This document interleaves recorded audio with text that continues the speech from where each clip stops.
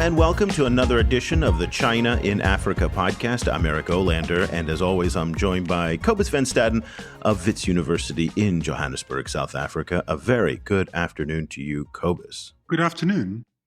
Cobus, a lot of people are familiar with trade agreements, particularly now because they've been in the news with Donald Trump killing the Trans-Pacific Partnership, which was a huge trade agreement between the United States and a number of Asian countries. Also, there's NAFTA, the North American Free Trade Agreement between Canada or among Canada, Mexico, and the United States. And Donald Trump has been trying to rewrite the game here by saying he doesn't want to do these big multilateral trade agreements.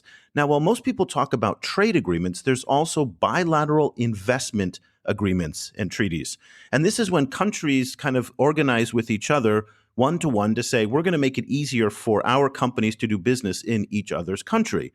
Now, these bilateral investment treaties, I think they're known as BITs, which is kind of funny, but or BITs. They're very, very popular with the Chinese. And Cobus, as you and I both know, the Chinese really love doing state-to-state business. And in Africa, this is very interesting because while there's a lot of research that's been done on bilateral investment treaties with Europe and the United States, there's a lot of journalism about it, a lot of academic scholarship. Very little is actually known about what goes on in Africa, particularly with the Chinese. Now, this is typical of Chinese diplomatic engagement in Africa, where we don't know a lot of what happens on the state-to-state level. But these bilateral investment treaties are very, very interesting. It sounds very technical and very boring, but it's actually not. So please stay with us for this show, because we're going to talk about something very, very important here. While the Chinese seem to love them and Africans sign them, there's a big question of whether they actually do anything. Cobus, what's your thought? Yes, and it's a very important issue because in the first place, Africa is obsessed with moving forward. Africa is obsessed with economic growth. And these treaties are signed in order to move Africa forward, or that's why Africa signs them. Now it seems that they might not be that effective. In the second place, these are also key examples of South-South investment. So that's what the whole world wants, is southern nations investing in each other. But the question remains, how effective are they actually? Well, we actually now may have an understanding if these treaties actually work, particularly between the Chinese and Africans. A new paper just came out from the International Institute for Environment and Development, the IIED, based in London, called China-Africa Investment Treaties. Do they work? That's a pretty straightforward title, Cobus. We also have on the line from Edinburgh, Scotland, Lorenzo Cotula, who's a principal researcher in law and sustainable development at the International Institute for Environment and Development, the IIED, as we said, where he leads the Legal Tools for Citizen Empowerment Program. He's also a visiting research fellow at the Center for the Law, Regulation, and Governance of the Global Economy at Warwick Law School. A very good afternoon to you, Lorenzo. Good afternoon, Eric, and good afternoon, everybody. Very happy to be here. Well, thank you so much for both of you to take time. And I have to note that we are pushing the bounds of technology here with this show. I'm in Ho Chi Minh City, Vietnam. We've got Myanmar, Edinburgh, and Johannesburg on the line. So let's just hope that this all hangs together, guys. And so and let's just start right now, right off the top. And I was reading your paper. And as I mentioned at the top of the show, we're in this new world now with Donald Trump. Again, ripping up trade agreements, ripping up kind of the international order, changing things, upsetting it. And as I'm, reading about bilateral investment treaties and these kind of staid type of investment agreements between two countries, and thinking along the, of my time in Africa, where I see countless small to medium-sized enterprises, a lot of migrants. And I just kept wondering to myself, do these treaties actually matter? Because awareness, for the most part, of the implications of these treaties is quite low. So really, why is this important and what's the point? Lorenzo, let's start with you on that question. Well, I think there's been extensive debate in recent years in connection with the negotiation of proposed mega regional treaties, particularly the Trans-Pacific Partnership, the Transatlantic Trade and Investment Partnership between Europe and the US. And while those were comprehensive economic treaties covering trade, investment, and other issues. The investment part of those treaties was quite often the most controversial ones, at least in the perceptions of the public. Concerns were raised about the possibility that the right that companies would have to sue governments over action that governments could take in a wide range of policy areas. And I think what we're looking at here in relation to the China-Africa system is looking a bit different, because it's a web of bilateral relations, so bilateral treaties negotiated between China and each African country that has signed up to these treaties. And also the treaties are much more focused. They are concerning specifically the issue of investment and investment promotion, as opposed to the wider range of topics that we find in some of these more widely debated treaties. We think that nonetheless the key features of these treaties present important similarities, in particular this notion of giving businesses direct access to international redress, to being able to bring cases to international arbitrations as a way to promote investment, is something that has been that characterizes the China-Africa investment treaties, but hasn't attracted anywhere nearly as much attention as some of these other treaties that have been much debated of late. So let me just understand, you're saying they matter because there is an opportunity to bring a violation or some type of injustice to a court that would then decide, much like the World Trade Organization does. Is that, if I understand you correctly, why it's important? Well, so lots of treaties are signed, and some of them are more effective than others, shall we say. But in relation to these, indeed, the key feature that makes them a legal instrument with teeth is the fact that companies can bring cases to international arbitral tribunals in order to challenge government policy, typically seeking compensation for damage they may have suffered as a result. Now, that's quite different from, say, the WTO system, where it's states that can bring cases against other states. For example, if they deem their companies to have suffered damage as a result of measures that another state has taken. Here, the company would have direct access, doesn't have to go to its own government and say, can you please bring my issue in an international dispute settlement context. They will be able to do that directly by challenging government action. So actually, it's potentially it's a policy tool that can have far-reaching implications. Now the question is whether this policy tool achieves its stated aim of promoting investment. The reason why African governments sign up to these treaties is that they believe that, rightly or wrongly, that doing so will encourage more companies to go and invest in their own country. And in that perspective, then you'd have a cost, a risk of being exposed to potentially being sued effectively by companies, but you would also have a benefit in terms of bringing in the investment that is needed.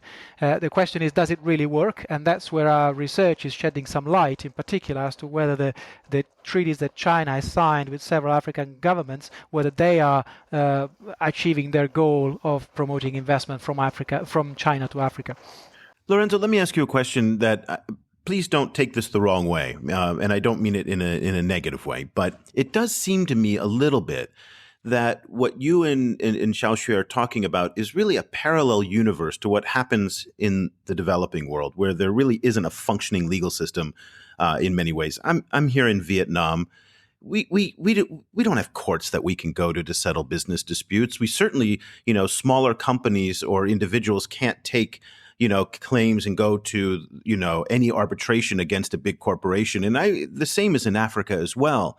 And so these rules-based systems and the expectations in some ways that your report kind of puts on implies almost that there is a functioning legal system, much like there is in Western Europe and North America and Japan, where a group of people can sue a big corporation.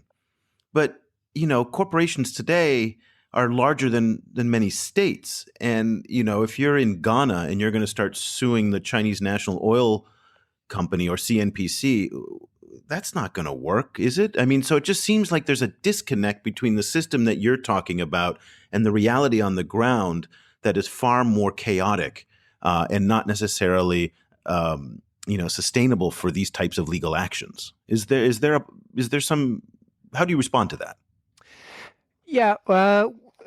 So what the treaties do essentially is to establish a number of standards of treatment that governments must observe when dealing with investors from the other country. Uh, so it is the companies, it is the investors that, under many of these treaties, under all of virtually all of the treaties we looked at, um, would be able, under certain conditions, to sue the government. So the company is suing, the government is being sued. And what they would typically try and achieve is to obtain a payment of compensation, which can be substantial amounts of money, for measures that have adversely affected their business, which have been taken in violation of these standards of treatment. So the question is, why would you, how can you rely on legal processes in the sort of context that we're looking at? The whole point of investment treaties is to take these disputes out of the courts of the national courts of these countries. So the companies, instead of having to rely on those courts, they can invoke the treaties in front of international arbitral tribunals. So these are essentially set up. There's various systems around the world, but typically the tribunals, they consist quite often of three individuals. They are lawyers practicing in this field, and they are established for the purpose of dealing with one dispute between the investor and the state, and they will make a decision which, as I said, if it finds that the treaty has been violated, will typically award compensation to the investor. Then the investor can take that award and go and enforce it internationally. There are some international conventions that make that possible. So essentially, if the government doesn't want to pay, and sometimes it does happen, they can go and, in principle, seize assets that are related to that government that are located in other countries. So bank accounts that can be frozen, etc., etc. So, while there are various areas of international law that have traditionally struggled to make an impact on the ground, this one is one of those areas that is assisted by somewhat more effective enforcement mechanisms, although problems can always arise and often do arise at enforcement stage. There are an estimated there's more than 700 arbitrations that have been brought worldwide under these treaties. These are known arbitration. One of the issues is the fact that there's not very much transparency in this space. So there may be more arbitrations that are just not publicly known. But to say that the treaties have been activated quite a bit, particularly over the past few years. I think the statistics suggested that 2015 was the record year in terms of number of disputes brought And under the how many of treaties. those were in Africa, by the way?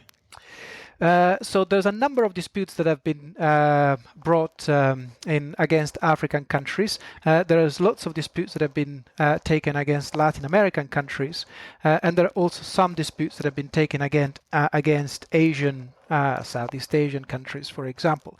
Now, none of the investment treaties between China and Africa appears to have been ever activated through an actual arbitration process, as far as publicly available information suggests. So Chinese companies have brought relatively few arbitrations worldwide in general, again based on publicly available information.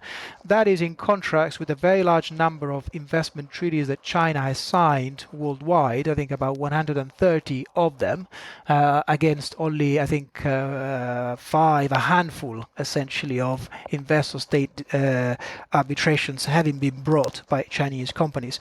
It'd be interesting to find out more about why that is the case, but I think what we need to bear in mind is that these treaties have a long term duration. So the fact that disputes have not been brought yet by so much by Chinese companies doesn't mean that that will be the same in 5 years, 10 years down the line. So I think the risks need to Lorenzo, be sorry to factored in. break in. Do you, as I understand, as you explained it, these are mostly treaties that allow companies to sue governments. Do they also allow governments to sue companies? Which, kind of in the case of Africa, sometimes, can relate to issues around like environment destruction and so on. They typically do not. As a broad answer, they do not. Xiaoxue, throughout the whole discussion we've had today, I've been a little bit skeptical and cynical, and it just, I can't get past me a lot of the feeling that a lot of people in developing countries have towards these multinational organizations. I'm thinking of the International Criminal Court, even the WTO, where you have 3 judges who may or may not wear white wigs. It's ridiculous that still goes on. They're rooted and anchored in, again, a Western legal system in many ways. They're rooted and anchored in a system that was created by the U.S. and the Europeans, under the guise of being international. But at the end of the day, there's a sense in many countries that this isn't a fair system. And it's one of the reasons why there's a growing number of African countries who are pulling out of the International Criminal Court. Okay, there may be reasons that are political as well, but there is this sense of unfairness. And again, I keep coming back to this, and I'm going to ask it again, this idea of a rules-based system versus a chaos-based system.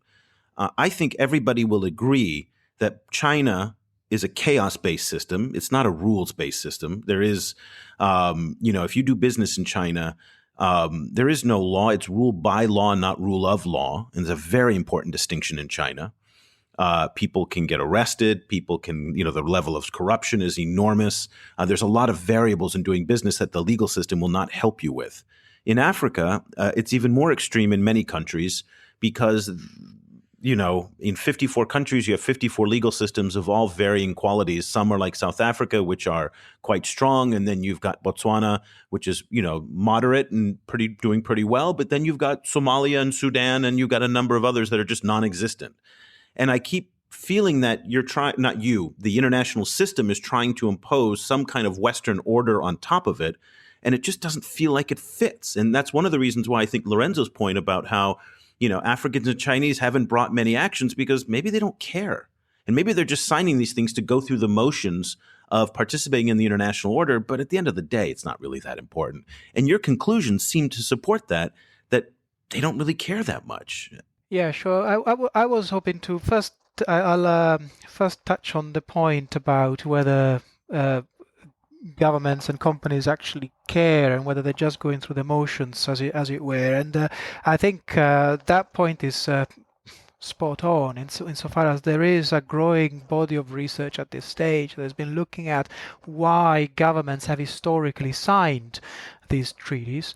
And while in the past researchers were coming up with lots of sort of rational explanations as to why governments were doing it, I think the more recent research is showing the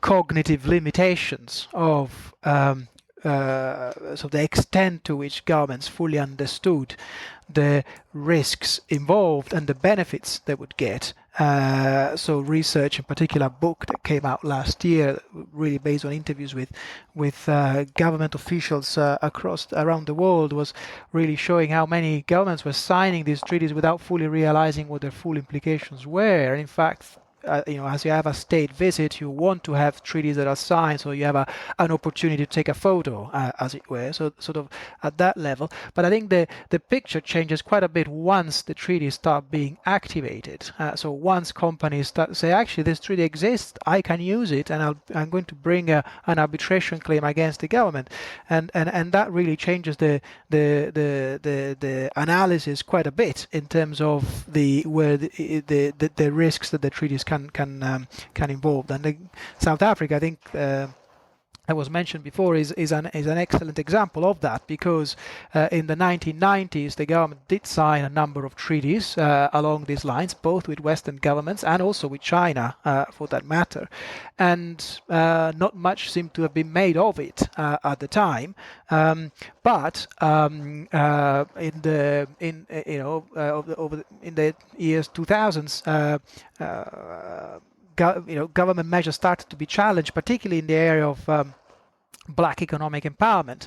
There was a high-profile case that was brought about 10 years ago or so, where investors sued the government of South Africa for measures that they had taken in order to increase ownership of the mining industry by historically disadvantaged people, and that case was eventually dropped, but it really started ringing alarm bells in South Africa, and the government of South Africa actually terminated a number of treaties with European countries in particular, and then went through the process of coming up with a slightly different approach to the issue. There was long-standing discussion about a national law on investment, an investment code that would deal with some of the issues. And I think what we saw there has also happened in several other countries, which historically did sign a number of treaties and then were hit by arbitration claims and started reviewing their policy as a result. And I think that's where we see over the past few years a number of diverse, different ways of doing investment treaties that have come up, one of which is the approach that Brazil has pursued over the past 2 years or so, signing treaties with a number of African countries, including Angola, including Mozambique. But these treaties, while also aiming to promote investment, they look quite different from the traditional investment treaties that are centered around investment protection. Rather, they emphasize much more the notion of investment facilitation, making information available, facilitating exchange of information, collaboration between institutions so they can make investment flows work better. And they do not allow companies to sue governments in the ways in which many investment treaties worldwide do. So it's a very different take on what an investment, or what a treaty to promote investment should look like. Yeah. From Brazil. Yeah, no, that's interesting. And Cobus, the question of the day is, do these investment treaties work? That's what Xiaoxue and Lorenzo kind of posed in the title of their paper. After reading their paper and just my general skepticism and the idea of empowering global corporations, and in my view, we're talking about the world's largest corporations here. It doesn't seem to me, and I am no expert on this, that small and medium-sized enterprises can take advantage of this system. This is really designed for multinationals, it seems. What's your take? Do they work? I don't think so. I'm skeptical. Give me your take, Cobus. Kind of in ChinaAfrica, by the way, in ChinaAfrica, in that context. Yes, I mean, I tend to go, like Xiaoxi and Lorenzo. They seem to they work has shown that at the moment it doesn't seem to work that effectively. What I'm very interested in is what the long-term effects are going to be. Like, in the case of the Brazilian example Lorenzo just mentioned, I'm very interested to think about whether China is going to move in that direction, or whether they're going to keep to a more traditional kind of a format of treaty. In the second place, it's fascinating to think of these treaties as essentially almost like time bombs, or as landmines sitting hidden, buried, and ignored by everyone until they get activated, until it turns into some kind of international dispute. So they seem to have been laid in the ground, and there's looking from an African perspective, there seem to be a lot of African governments kind of trundling around, possibly going to stepping on one of these in the future, and it'll be very interesting to see how that gets resolved. And in the third place, it'll be interesting to see how these treaties start playing out once African companies have grown to the size where they are investing in China much more. There's a few South African companies who are heavily invested in China at the moment. And it's going to be interesting to see, once there's more African countries who do that, how, whether there's going to be, a new set of disputes coming up from the African side against the Chinese government. Good luck on that. I mean, you're seeing the pain that a lot of foreign companies are dealing with in China, and there's no political or legal system that I think that they can turn to remedy any of that. But again, that's my skepticism coming through. We'd like you to make your own decision. The paper is China-Africa Investment Treaties. Do they work? It's a highly contentious issue. I think you can hear in the discussion today that, there's different ways to interpret this. There is not one way. It's extraordinarily complicated. But I think in this new world that we're in of, vastly higher levels of uncertainty, these types of agreements can provide some stability if the governments actually adhere to them and if companies take advantage of those resources that are available to them. But go to the IIED.org website. That's the International Institute for Environment and Development. Look up China-Africa Investment Treaties. Do they work? And you will find the work of Xiaoxue Wang, Lorenzo Cotula, Qianru Ma, and Peng Ren, who we did not have on the show today, but we did want to make sure that they get credit for participating in this excellent piece of work. For Cobus Van Staden, I'm Eric Olander. We'll be back again next week with another edition of the China in Africa podcast. Thanks so much for listening. The discussion continues online. Head over to facebook.com/ChinaAfrica Project to share your thoughts on today's show, or follow China Africa News that's updated every 4 hours, 24 hours a day, 7 days a week. The guys are also on Twitter, where you can find Cobus at Stadenesque or Eric at Olander. That's EOLANDER. Subscribe to the China Africa podcast on iTunes or download the mobile apps for iOS, Android, or Windows Phone. Just head over to your favorite store and search for China Africa.